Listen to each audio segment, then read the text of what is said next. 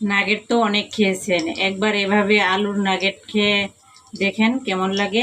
এটা কিন্তু খাইতে ভীষণ সুস্বাদু। রেসিপিটা দেখে আসবেন। আসসালামু আলাইকুম। আজকে আমি এই যে বিকালের নাস্তা বানাবো, এই জন্য আলু ম্যাশ করে নিছি।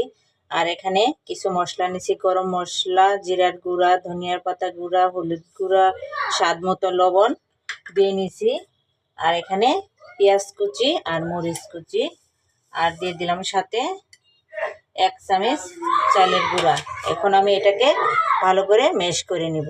তো আমি মিশাইছি, মিশাই এরকম করে গোল করে বল বানিয়ে নিচ্ছি। এখন আমি এটাকে এইভাবে আমি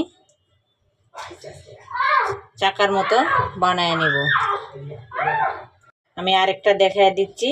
এটাকে এইভাবে দুই পাশে একটু হাত দিয়ে এভাবে ছিদ্র করে চাকার মতো করে নেব।